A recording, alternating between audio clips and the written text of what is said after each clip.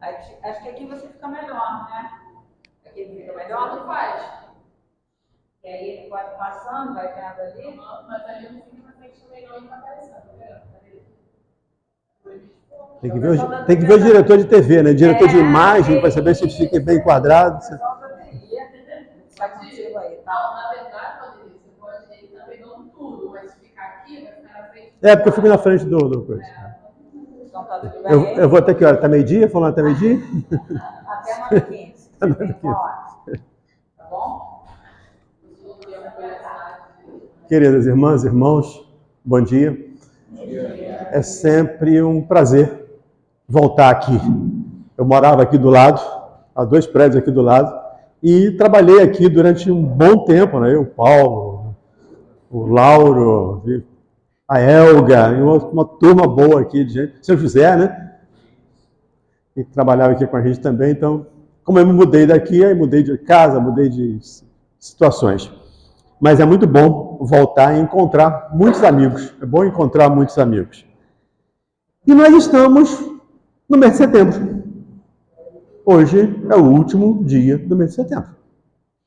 E estabeleceu-se mundialmente, principalmente pela Organização Mundial de Saúde, que o mês de setembro seria o mês de prevenção ao suicídio. E foi chamado Setembro Amarelo, em função de um jovem norte-americano que gostava de amarelo, que tinha um carro amarelo, que era tudo amarelo na vida dele, e ele se suicidou. E no enterro dele, no velório, no enterro, as pessoas foram de amarelo, em homenagem ao gosto daquele garoto. Por isso, propositalmente, eu botei uma camisa amarela para encerrar as nossas atividades do mês de setembro de prevenção ao suicídio.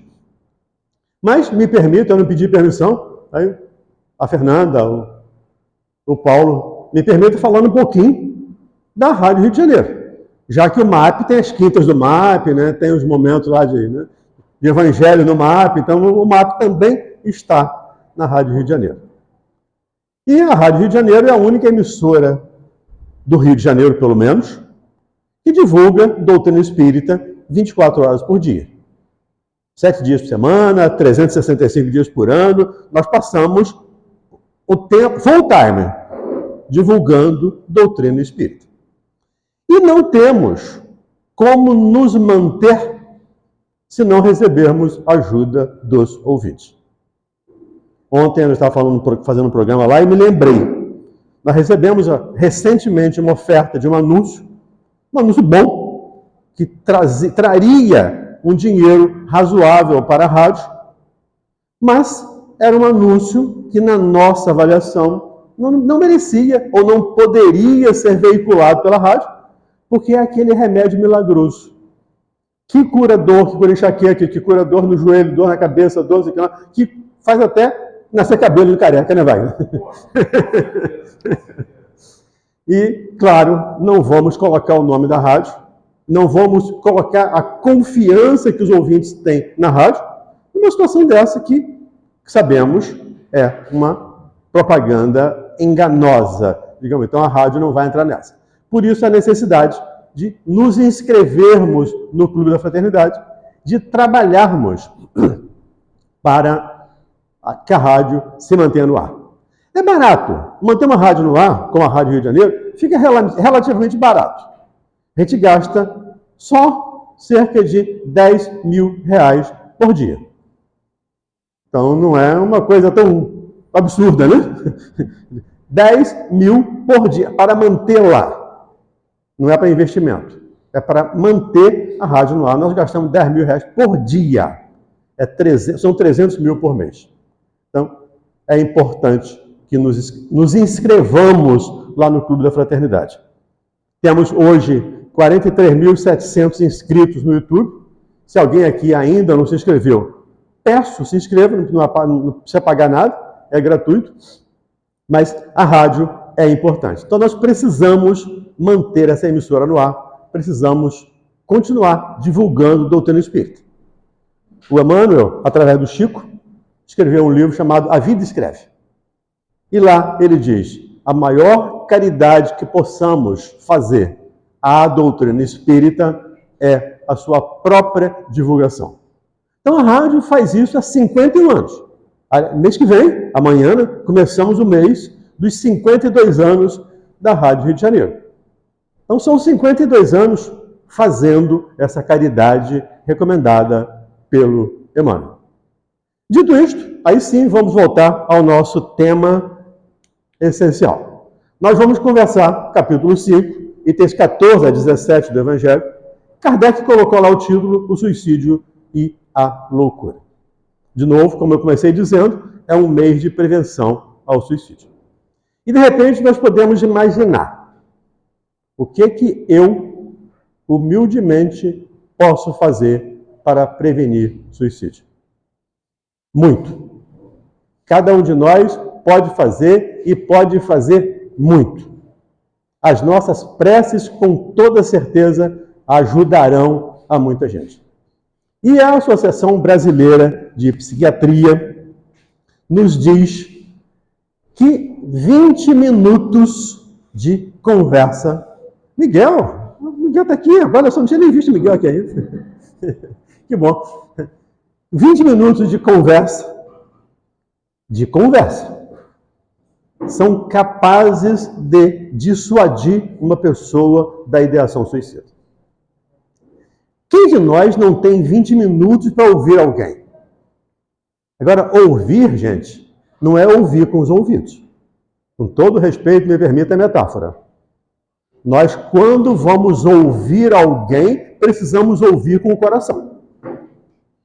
Nós precisamos abrir o coração e nos colocar na situação daquela pessoa.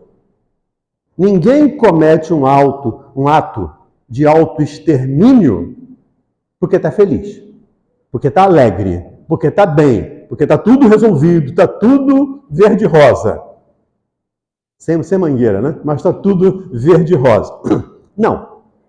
Quando se comete um ato de autoextermínio, a ideia é exterminar primeiro a dor. É que a dor é muito intensa. E nós já sabemos, nós psicólogos, e mais, né, o mundo inteiro sabe, que falar é muito saudável.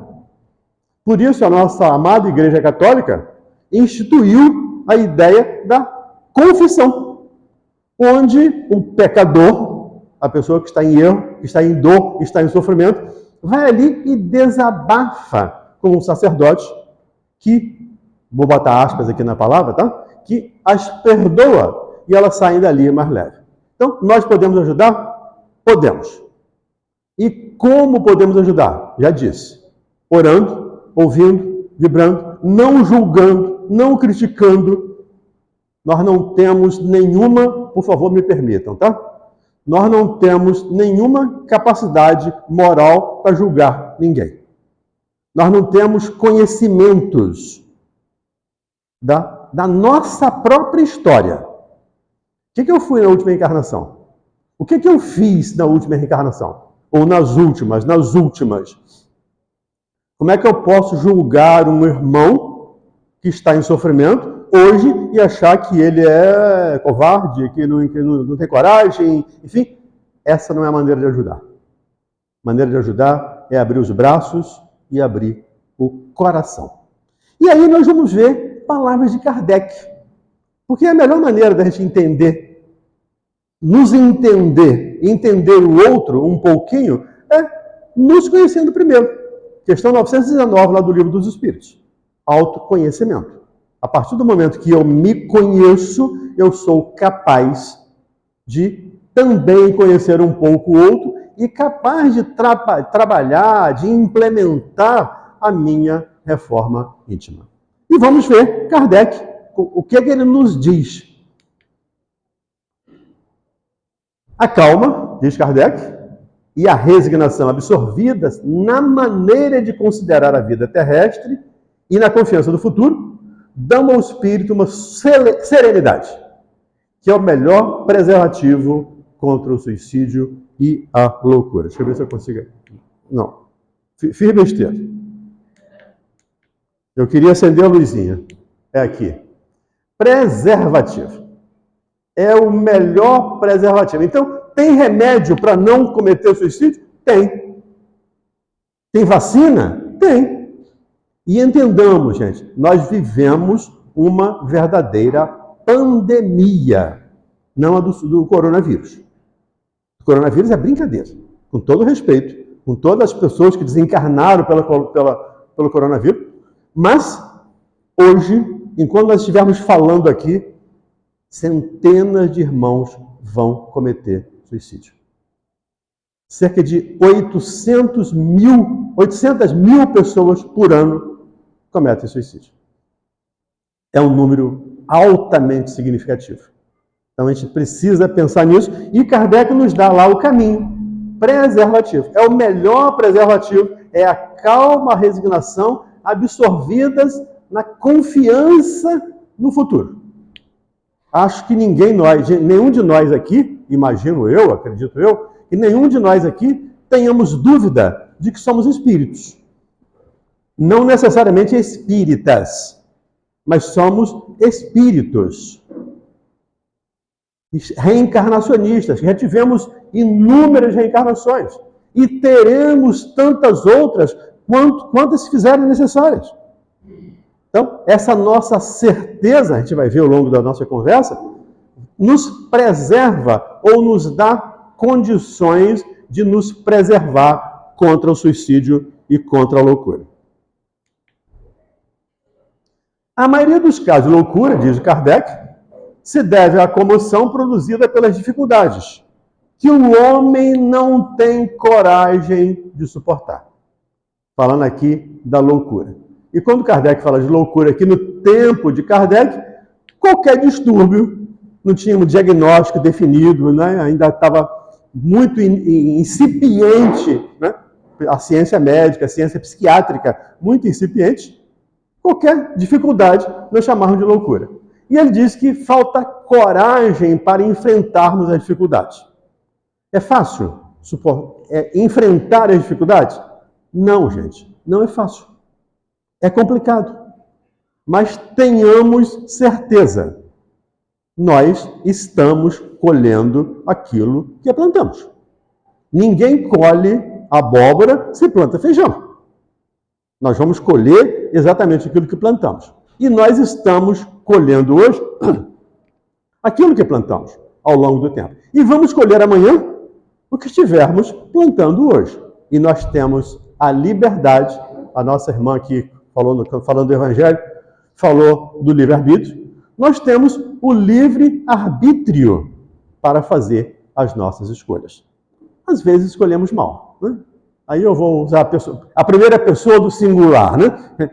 Eu, às vezes, escolho muito mal. Tem gente aí que escolhe bem, ótimo, né? Se todo mundo escolher bem, ótimo, mas às vezes eu escolho mal. Encarando as coisas deste mundo, as coisas do mundo material que nós estamos vivendo, como o Espiritismo ensina, o homem recebe com indiferença, mesmo com alegria, aqui a cor é minha, tá? O destaque é meu, os revés e as decepções que o houveram desesperado noutras circunstâncias. Gente, mesmo com alegria, por favor, não estamos fazendo apologia à dor. Eu recebo a dor e vou ficar feliz da vida porque eu recebi uma dor, porque eu recebi um câncer, porque eu tive um diagnóstico de doença ruim. Não. Lá no item 27 ou 28, nesse mesmo capítulo, né, quando se pergunta lá se deve pôr termo à prova do próximo, e o Espírito responde, é lícito buscar o médico quando está doente? É lícito o afogado buscar salvar-se? É lícito tirar um espinho quando ele está nos espetando? Sim, precisamos fazer isso. Então, quando Kardec diz, mesmo com alegria, é no sentido de, eu estou colhendo aquilo que plantei. E eu posso mudar a minha sementeira hoje para a minha colheita de futuro ser diferente da que eu estou colhendo hoje. Então, essa é a ideia. Sem apologia à dor, sem apologia ao sofrimento. Tá? Essa força que eu coloco acima dos acontecimentos lhe preserva preserva de abalos à razão. Aqui ainda estamos falando de loucura. Ele fala pouco de loucura e depois ele entra no tema suicídio. O mesmo ocorre com o suicídio. Posto de lado os que se dão em estado de embriaguez e de loucura, aos quais se pode chamar de inconscientes, é incontestável que o suicídio tem, ele sempre por causa um descontentamento, quaisquer que sejam os motivos particulares que ele aponta. Não é fácil encarar a dor. De novo, não é fácil.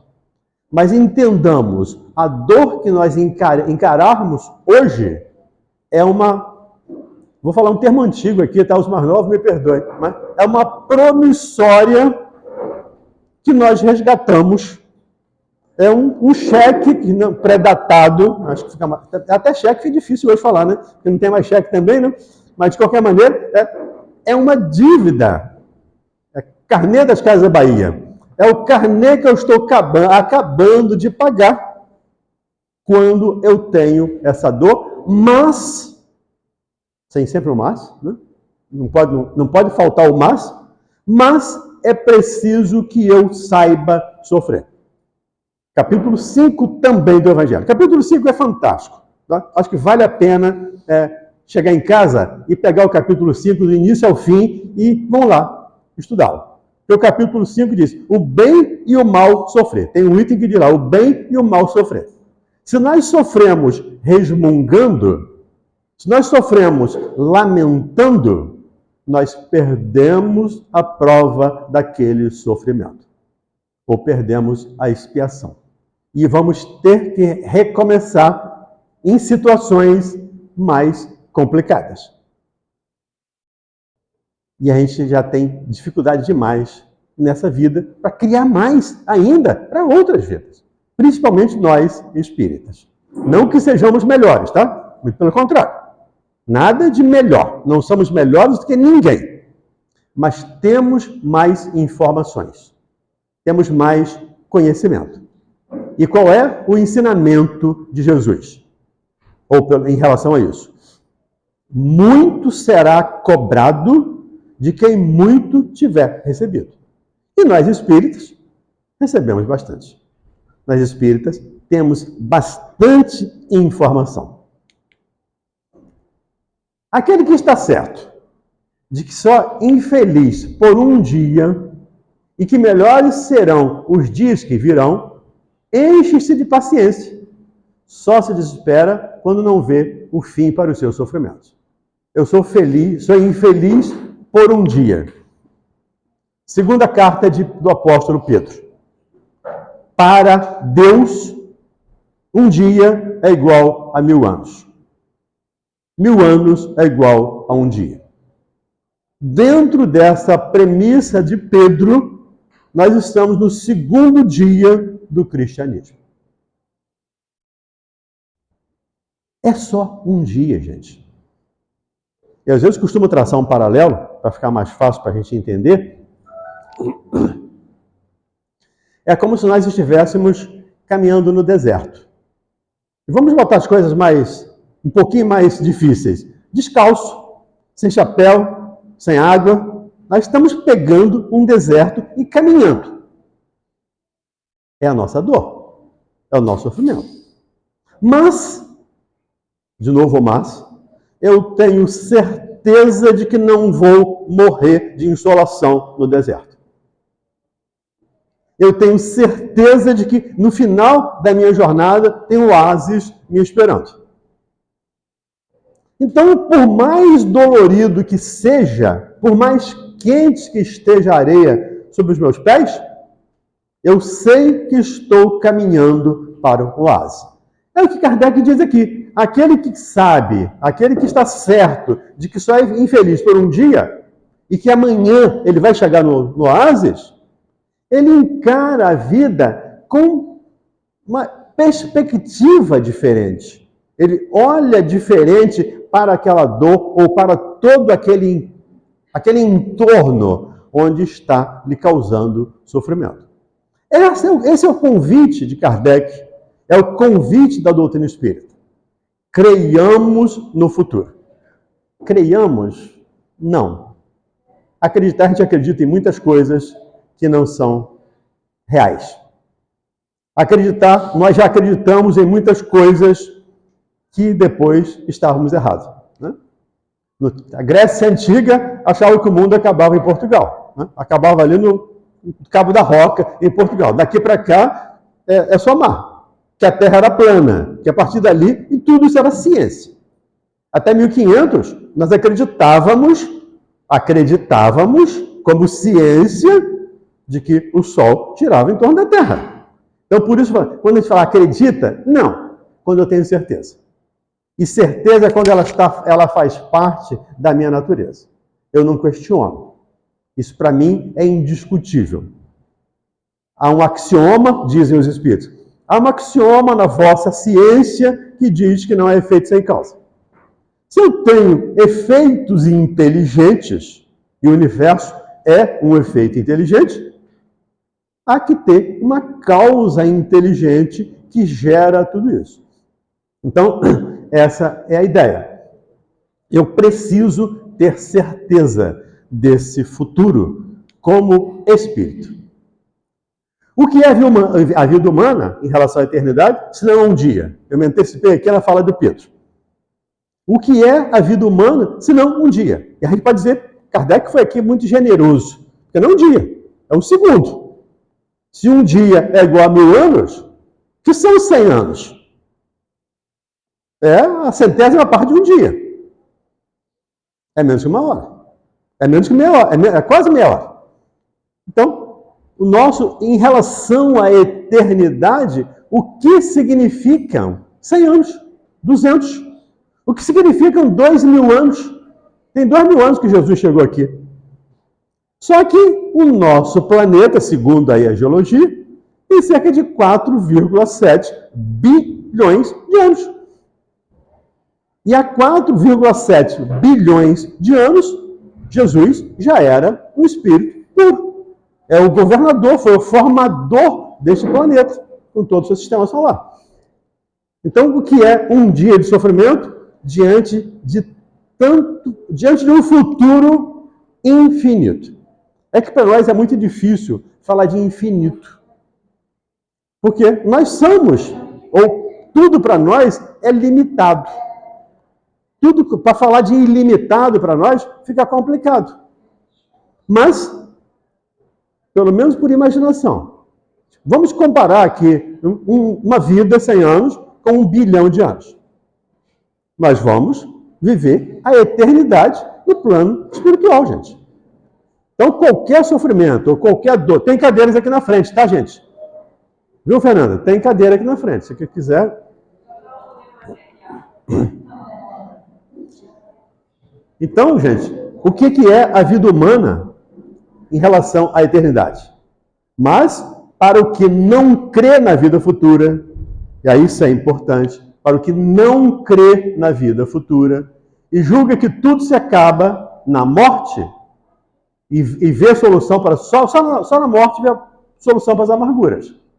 Nada esperando, acha muito natural que acabe com as misérias. Que eu acabe com o meu corpo, porque eu vou acabar com a dor. Só que nós, espíritas, de novo, sabemos que a dor não acaba. A gente vai ver um pouquinho aqui na frente o que Kardec nos fala sobre isso, mas quem leu o livro Memórias de um Suicídio, O Suicídio e Suas Consequências, do Gerson Simões Monteiro, O Martírio dos Suicidas, do Almerindo Freitas, lembra ou conhece, sabe das dificuldades que os nossos irmãos encontram no outro plano, encontram no plano espiritual. Então, vamos pensar nisso com carinho. A incredulidade, a dúvida sobre o futuro, as ideias materialistas são os maiores incitantes ao suicídio. Materialista. Ou seja, não tem nada depois da morte. Então, são os incitantes ao suicídio. E quando o homem de ciência apoiados no saber, dizem ou incitam as pessoas, nos incitam, nos informando de que não há nada do outro lado, que é melhor acabar com a dor agora, essas pessoas estão se responsabilizando, ou pelo menos sendo corresponsáveis pelas dificuldades que elas geraram. Houve um poeta, filósofo alemão, chamado Goethe, e ele escreveu um livro chamado O Sofrimento do Jovem Werther. E nesse livro, esse jovem se apaixona, coisa de romance, né? Coisa de novela. Né? Nesse livro, o jovem se apaixona por uma mulher que não corresponde ao seu amor. E o que o jovem faz? Já que eu não tenho o que eu quero, já que eu estou sofrendo, o que eu faço? Me mato. E aí ele tem todo o ritual, ele usa, o Goethe descreve o personagem, como ele vestia, que roupa ele usava, como é que ele usava, que tipo de chapéu que ele usava. E com isso, centenas de jovens da Europa da época se vestiam como o personagem e se mataram. Centenas de jovens se suicidaram em função da indicação de Goethe nesse livro, O Sofrimento do Jovem Werther. E claro, Kardec depois, muito perspicaz, Goethe, vem cá, meu amigo, senta aqui, né? Vamos ter um papo reto aqui, né? Vamos conversar nós dois aqui. E aí, como é que fica? E o Goethe diz que está sendo responsabilizado, ou que foi responsabilizado por todos aqueles suicídios ocorridos. Pelo menos corresponsável, tá? Ele não obrigou ninguém, mas ele foi corresponsável pela indução. Há uns 4 anos, não sei precisar, mas teve uma série no Netflix chamada 13 Razões Para, né? Onde exatamente o tema era esse. E no último episódio da primeira série, da primeira temporada, uma jovem comete esse ato de autoextermínio. E ela faz isso muito glamourosamente. Uma piscina com água morna, com flores, com vela, com música, um ambiente de amor. Um ambiente de namoro. E ela faz isso para se matar. E ela se mata nessa piscina. Nessa série. Nessa primeira temporada da série da Netflix. E com isso, também, um grande número de adolescentes acabaram se matando em função daquela indicação, com o mesmo perfil daquela jovem. Ou pelo menos com o mesmo modus operandi daquela jovem. Tanto é que a Netflix, na segunda temporada, tirou aquele último episódio, mudou o último episódio da primeira, para não indicar, ou para não fomentar mais suicídios ainda.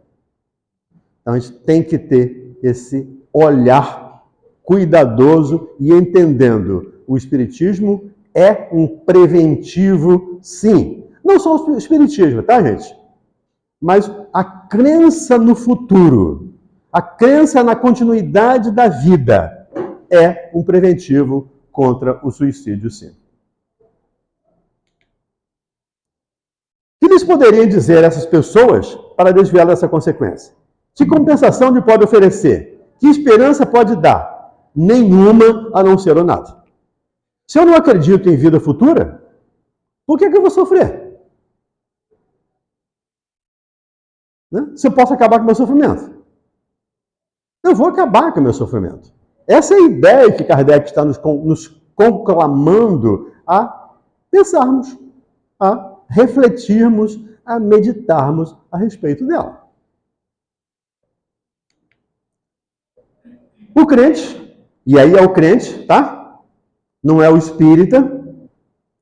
Crente não precisa ser nem religioso. O crente que ele está falando aqui é da vida futura. Aquele que crê na vida futura. Aquele que crê que a vida não acaba com a morte do corpo físico. Sabe que a existência se prolonga para lá do túmulo, mas em condições muito diversas, muito diferentes. Cada um com seu cada um. Daí a paciência, a resignação que o afastam da ideia do suicídio, donde, em suma, a coragem moral. Nós precisamos ter coragem, sim, para enfrentar as nossas dificuldades. Mas tenhamos certeza, a minha dificuldade não foi o Wagner que plantou. Não foi o Miguel que criou. A minha dificuldade, quem criou foi eu. E, aí eu, de novo, vou usar a primeira pessoa, tá? Mais grave ainda, hoje, espírita, eu continuo plantando sementes ruins. Pelo menos eu ainda continuo. As minhas sementes ainda não são 100% boas. Mesmo conhecendo, mesmo sabendo. E, de novo, muito será cobrado de quem muito tiver recebido. Imagina, né? O vexame, eu chegar lá e dizer, mas você fazia palestra, cara, você ia lá no MAP, você ia na rádio, você fazia palestra e plantou sementes erradas? Desculpa. Mas eu preciso entender. Ainda estou na condição de espírito em expiação e prova. Como lembrou a nossa irmã aqui, leu aqui a nossa irmã no Evangelho, capítulo 3. Mundos de expiação e provas. Como espírito em expiação e prova, como espírito de terceira ordem, lá do Livro dos Espíritos, questão 100 e seguinte, lá da escala espírita, eu não posso produzir, eu não tenho condições de produzir só obras perfeitas. E a gente costuma dizer em consultório, né? O pior inimigo do bom é o ótimo. Já que eu não sei fazer o ótimo, aí eu não faço o bom. Aí eu não faço o regular. Então, vamos fazer, mesmo equivocadamente, vamos nos esforçar para acertarmos. Vamos errar? Vamos. Mas tem uma máxima lá do quartel que diz que o pior que não decidir pior que decidir errado é não decidir. Pior que fazer errado é se omitir. Então, eu estou trabalhando, eu estou tentando, eu estou me esforçando para fazer o meu melhor. A propagação das doutrinas materialistas, é o que nós falamos anteriormente, é, pois, o veneno que inocula a ideia do suicídio na maioria dos que se suicidam. E os que constituem apóstolos de semelhantes doutrinas assumem responsabilidade. Antecipei um pouco aqui a fala, nesse slide, do Goethe.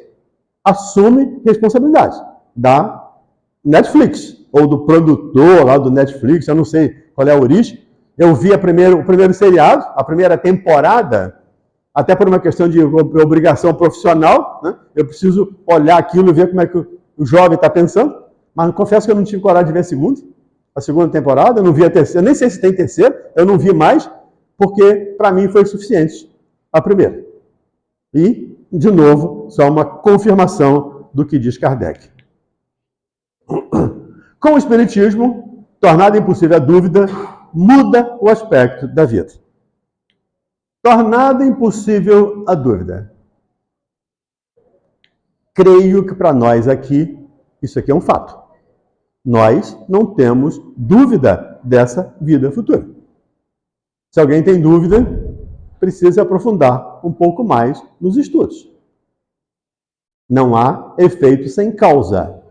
E se o efeito é inteligente, a causa é inteligente. Questão número 1 do Livro dos Espíritos.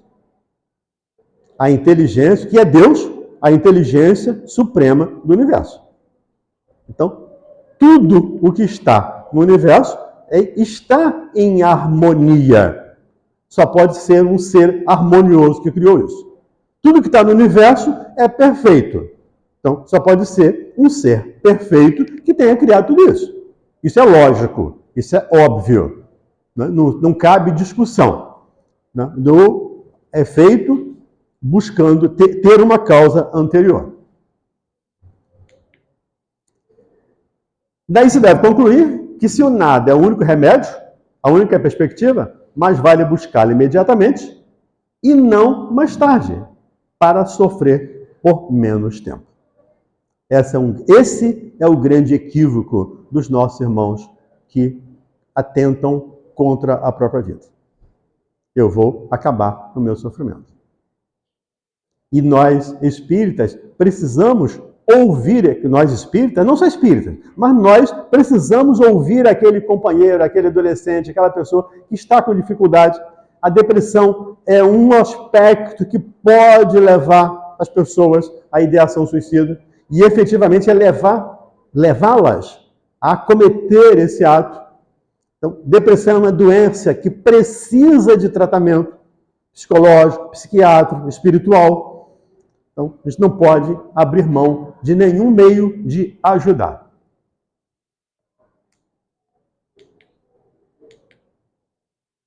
O Espiritismo produz outro resultado igualmente positivo e talvez mais decisivo.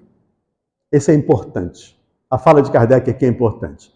Apresenta-nos os próprios suicidas a informar-nos da situação desgraçada em que se encontram e a provar que ninguém viola impunemente a lei de Deus e que proíbe ao homem se encurtar a vida.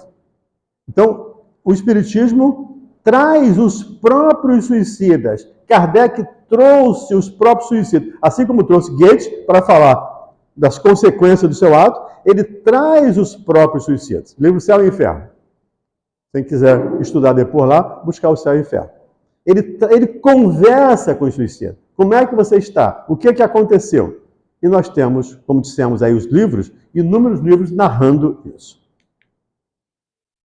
Entre os suicidas, alguns há cujo sofrimento, nem por serem temporários e não eternos, não são menos terríveis e de natureza a fazer refletir os que porventura pensam em daqui sair antes que Deus haja ordenado. O sofrimento do suicida ou de qualquer um de nós não é eterno. Eterno só o bem. Mas, fazendo aqui uma brincadeira, mas uma comparação aqui com o tempo. Para esses irmãos, enquanto ele está em sofrimento, aquilo é eterno. Ele perde normalmente a razão. Ele perde a noção das coisas. E para ele, aquilo é eterno. Imaginemos aqui, nós lá no churrasco, naquele churrasquinho que a gente faz lá no sábado de tarde, pegue uma brasa daquele churrasco, coloque na mão, tá? Sem apoio. Coloque ela na mão e espere 5 segundos. Só 5 segundos. O que vocês acham de quanto tempo vai levar esses 5 segundos? Muito tempo. É eternidade. Eu ficar com uma brasa na mão 5 segundos é uma eternidade. Mas eu tomando um copo de água fresquinha. No verão, no calor, ou vendo a final do jogo de futebol, na seleção da Copa do Mundo, acabou o primeiro tempo. 45 minutos já passaram. Eu já tenho 40 minutos falando aqui. 45 minutos praticamente falando aqui. O tempo passa muito rápido quando nós estamos em situação agradável. Mas quando estamos em sofrimento, ele é eterno. Com aspas, por favor, esse é eterno. É claro que ele não é eterno. Mas para aquele que está sofrendo, é sim eterno esse sofrimento. O espírita tem vários motivos contra a ideia de suicídio. E aí nós vamos passar lentamente não, passar alguns sem maiores comentários, só para a gente ganhar tempo. Mas, de novo, está tudo lá no capítulo 5 do Evangelho segundo o Espiritismo. Então, quais os motivos? A certeza de uma vida futura, onde será mais feliz ou mais infeliz, conforme haja vivido na Terra. Essa certeza, pelo menos, nos demonstra o suicídio não é bom. Porque eu vou para lá, eu vou ser feliz ou infeliz de acordo com como eu tiver vivido aqui. Eu sempre digo lá, às vezes digo lá na rádio, e palestra também sempre digo, Se quiser morrer bem, viva bem. Todos nós vamos morrer, né? Tem dúvida, ninguém tem dúvida sobre isso. Essa é a única certeza que temos. Mas como eu vou desencarnar? Depende. Se eu tiver vivido bem a minha vida na Terra, eu vou desencarnar bem. Se não, eu vou desencarnar mal. A certeza de que abreviando seus dias chega a resultado oposto ao que esperava. Ou seja, não acaba o sofrimento. O sofrimento vai continuar ou vai aumentar. Que se liberta de um mal para incorrer no mal pior, mais longo e mais terrível. A gente mais à frente vai mostrar um slide aí que é muito interessante. Que se engana imaginando que com matar-se vai mais depressa para o céu. Não pelo contrário. Ele vai se afastar do céu. O céu está no norte, ele vai para o sul. Ele está indo em direção contrária ao céu. E aí, usando o termo céu, me permito usar o termo inferno. Ele vai para o inferno, não vai para o céu. E, por favor, gente, inferno, com aspas, não é um lugar geograficamente determinado, não é para a eternidade, ele não vai ficar lá para a vida toda. Para a eternidade. Ele vai para o inferno que está dentro da sua cabeça. Céu ou inferno é um estado de espírito. Estar bem ou estar mal pode ser céu ou pode ser considerado céu ou inferno. Que o suicídio é um obstáculo. Aqui no outro mundo, ele se reúne com os que foram objeto de suas afeições e aos quais esperava encontrar. Vou me matar para encontrar minha noiva do outro lado. Para encontrar minha mãe que se foi, meu pai que se foi. Muito pelo contrário. Isso não vai ocorrer. Eu vou me afastar desses seres. Vide André Luiz no livro Nosso Lar. E ele não se matou conscientemente, mas não conseguiu encontrar a mãe, senão depois de 8 anos sofrendo no umbral. E falar nisso, o filme está sendo relançado, tá, no cinema, porque em janeiro será lançado o Nosso Lar 2, Os Mensageiros. Então, vale a pena ver de novo, quem não viu, vê, mas quem viu, vê de novo para ter em mente, fresquinho na mente, para quando chegar o 2, a gente dá continuidade ao trabalho que André Luiz mostra para a gente. De onde a consequência? Diz que o suicídio, só lhe trazendo decepções, é contrário aos seus próprios interesses. É muito ao contrário de tudo aquilo que pensamos. Por isso mesmo, considerável já é o número dos que têm sido, pelo Espiritismo, obstaculizado, dificultados de suicidar-se. Podendo daí concluir-se que quando todos os homens forem espíritas, deixará de haver suicídios conscientes. Então tem 2 pontos aqui para serem comentados.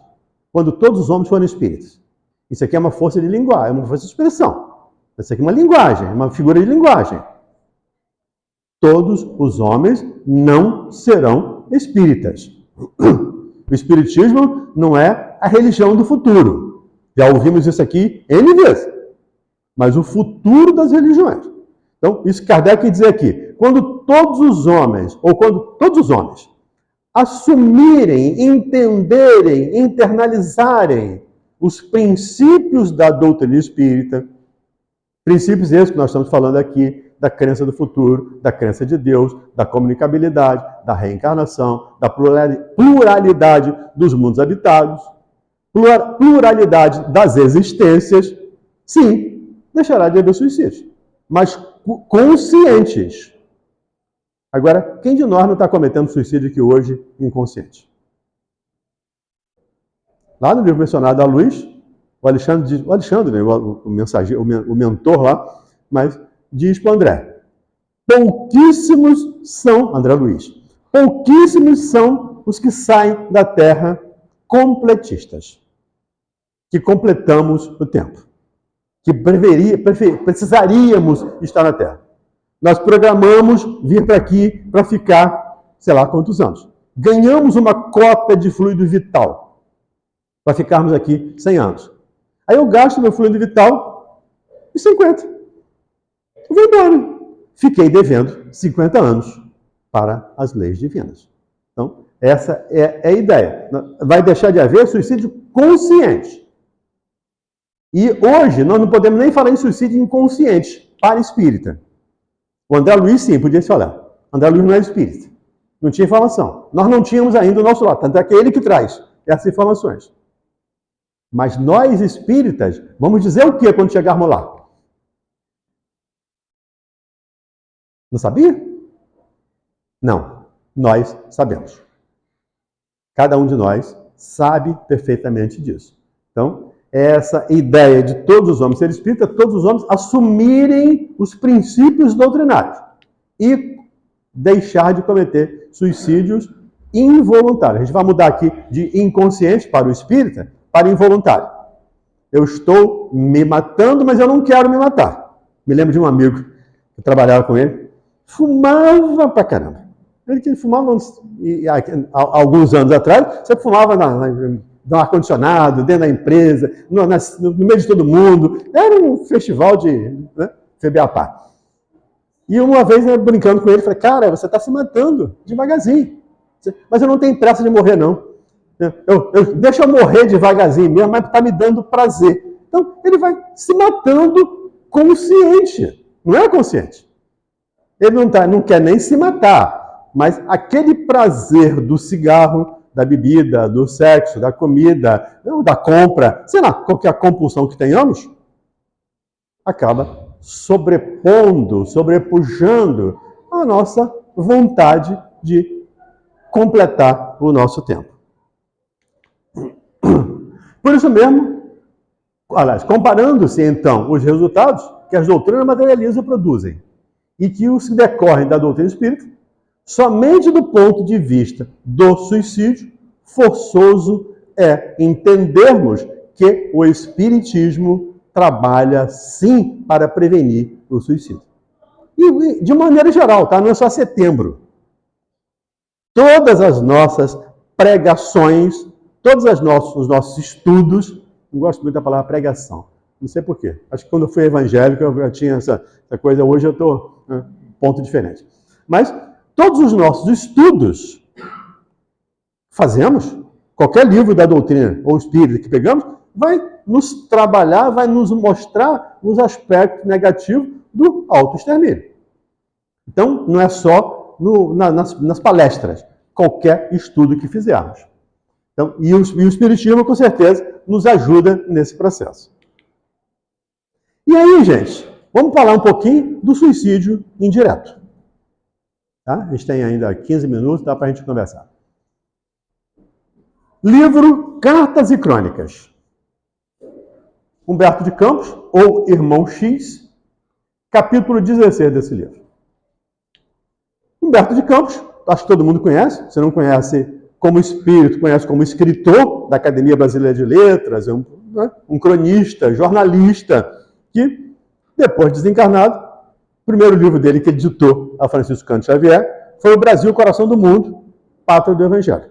Um livro interessantíssimo que quem quiser for informar um pouco da história espiritual do Brasil, vale a pena estudar esse livro. Brasil, Coração do Mundo, Pátria do Evangelho. E ele tem inúmeros livros, contos e apólogos, contos deste de outra vida, cartas e crônicas. Ele tem dezenas de livros psicografados pelo Chico. E um dia, segundo ele narra nessa crônica, ele encontra lá esse cidadão aqui, Belarmino Bicas. E o Bicas diz para ele, pô, eu soube que você vai lá no Chico, eu soube que você escreve livro para o pessoal da Terra, eu soube que você leva mensagem para eles. Como é que isso é importante? Então a gente pode esclarecer os nossos irmãos lá da Terra, pode informar para eles? Pode.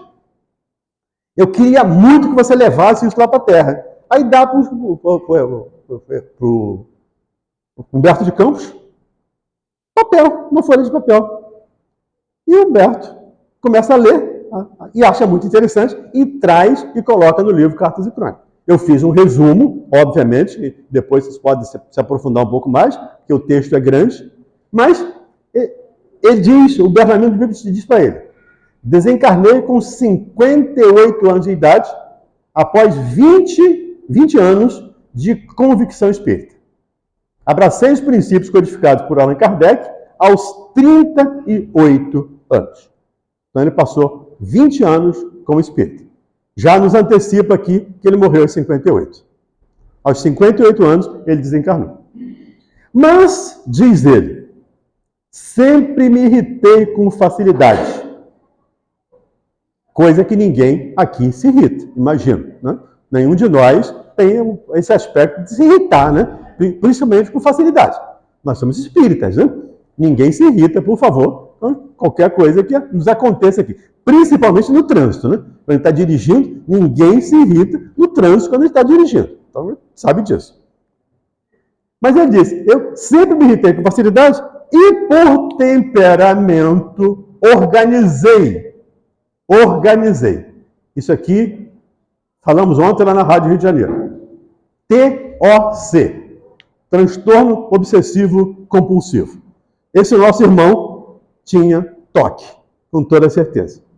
E ele diz, organizei desde os primeiros contatos com a doutrina consoladora uma relação diária de todas as minhas exasperações, apontando-lhes as causas para posterior estudo. Exasperações. As minhas explosões. Ontem estava conversando com uma pessoa no consultório e ela me disse, eu não tenho pavio curto. O que eu não tenho é pavio. Eu explodo no primeiro momento. E com isso, gera N dificuldades em termos orgânicos.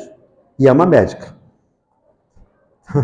Mesmo com todas as informações, ainda assim, ela explode com facilidade. Mas aí vamos ver algumas anotações do nosso amigo. Número de cóleras e mágoas desnecessárias, com a especificação de causas respectivas. E ele foi detalhista, né? De 36 a 56. Olha o que ele diz. 1811, exasperações em razão de contrariedade na família. 906 por indispor dentro de casa por questão de alimento e higiene. 1614 por altercações com a esposa. Né? Imagina, 1614 vezes esse cidadão se brigou com a esposa. Era, todo respeito, né? Um irmão com dificuldade. Né? Vamos ser caridosos. Né? Vamos ser caridosos com ele. Mas era um irmão com dificuldade. 1801, por desgosto com os filhos, genros e noras. Isso aqui que eu achei interessante. 11, por descontentamento com os netos. Por que só 11, gente? Tão pouco. Morreu pouco, morreu cedo. Né? Ele não teve tempo de ficar com os netos. Porque eu fiquei imaginando, como é que alguém pode brigar com... Alguém pode brigar com o neto, Miguel? É difícil, né? Quem tem neto, é difícil alguém brigar com o neto. E ele teve 11 altercações com os netos. Mas teve 1015 por entrar em choque com o chefe do serviço. Mais de 1.300 por incompatibilidade no trato com os colegas. Mais de 1.000 reclamações a fornecedores, lojistas e casos, e ele diz aqui, de pouca monta, coisa que não tinha importância. Com o vizinho, 614 vezes. Imagine ter esse irmão como vizinho, né? Batendo na nossa porta o dia inteiro. Diminui o rádio, diminui o volume, seu tapete está sujo. Isso aqui, fecha a janela. 315 ressentimentos com amigos íntimos. 1089 melindres antes de descaso de funcionários e empregados de instituições diversas. Coitado do pessoal da Light, né? Da Light, do Águas do Rio, né? Da Vivo, né? Das telefonias, né? Quanto o Belarmino Bicas ia encher a paciência, me permita aqui a expressão, desses companheiros, dessas... E não acaba, gente. Tem mais uma relação. Com barbeiros e alfaiates, ele brigava. Ele brigou 615 vezes. Isso é ele que está falando, é ele que está narrando. A gente até ri, porque chega a ser engraçado, mas é triste. Né? Seria trágico se não fosse cômico. Mas é triste a gente chegar nesse nível. 419, com leiteiros e padeiros. No tempo dele, o leiteiro e o padeiro iam lá na porta, aquele vidrinho de leite, os mais antigos aí, devem se lembrar, né? Por isso que é bom ser velho, né? Tem aspecto, tem o lado bom de ser velho, né? A gente lembra de coisas da história, né? O padeiro ia levar leite e o pão, aquele vidrinho de leite, e o leite estava azedo, o pão estava duro, o pão... mais um monte de vezes de briga aí com leiteiros e padeiros. Com garçons e restaurantes e cafés, 820. Dificuldade de serviço do telefone. Nem tinha telefone ainda, gente. 1936. Era aquele telefone, só gente riquíssima, talvez só ele tivesse telefone no Rio de Janeiro. Mas ainda assim, quantas reclamações por telefone? 211. Centro de casa de diversão. Também no teatro, no cinema, ele se aborrecia. 815. Abespinhar-se. Essa palavra nem viu o dicionário. Com opiniões alheias em matéria religiosa. Você tem que ser espírita. Anota tudo que você se aborrecer. Você tem que ser assim. E aí, nós nos lembramos, né, de uma brincadeira que a gente faz. Você precisa ser espírita. Você não pode ser católico, você não pode ser religioso, você não pode ser isso, você não pode ser aquilo. Você tem que ser espírita. Grande equívoco. Isso é uma ideia de que a gente tem em mente de que tem duas maneiras de pensar. Tem dois modos de pensar. O meu e o errado. Então, você não pensa igual a mim, está errado. É o caso desse nosso irmão ali. Em compensação, incompreensões com irmãos no centro espírita, no templo espírita. 217 vezes. Um total. Vamos parar porque cansa, né? Cansa as notações do nosso irmão. 16.386 exasperações. Ainda bem aqui que nós não temos toque. Acho que nenhum de nós aqui tem toque. Mas será? No meu caso, eu vou fazer 40 anos de espiritismo. Ano que vem eu faço 40 anos. Hoje tem 39. Por acaso, em outubro também. Será que se eu tivesse anotado nesses 40 anos as minhas exasperações, será que eu estaria longe disso aqui? Não é uma pergunta a ser refletida? Não vale a pena pensar a respeito? Será que eu também não estaria nessa situação? Porque é muito fácil olhar para fora. Me lembrei aqui de uma fala do Jung, né? Quando a gente olha para fora, a gente sonha. Quando a gente olha para dentro, a gente desperta. Então é muito fácil olhar para fora. Olha para fora e vejo lá a dificuldade do Miguel. Vou pegar o Miguel aqui para Cristo, né? Vejo a dificuldade do Miguel. Miguel é isso, Miguel é aquilo, Miguel é tolerante. Mas eu não quero olhar para mim. Só que o Miguel é meu espelho. Eu estou olhando para o Miguel e estou refletindo as minhas mazelas, as minhas dificuldades nele. Aí eu vejo o que está em mim, que eu vejo no outro. Só que precisamos, como lembrava Jesus, ter olhos de ver. Então, gente, só para fechar aqui, dentro do tempo que a nossa irmã nos concedeu, diz aqui o nosso irmão: os meus desconchavos, porém, foram tantos que, apesar dos nobres conhecimentos assimilados, suprimi inconscientemente, no caso dele, inconsciente. Não. No caso dele, é indiretamente, ou involuntariamente. Ele era espírita, então não tinha informação.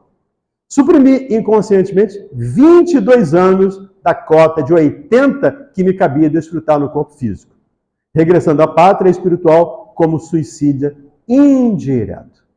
22 anos. Ele tinha que morrer com 80, morreu com 58.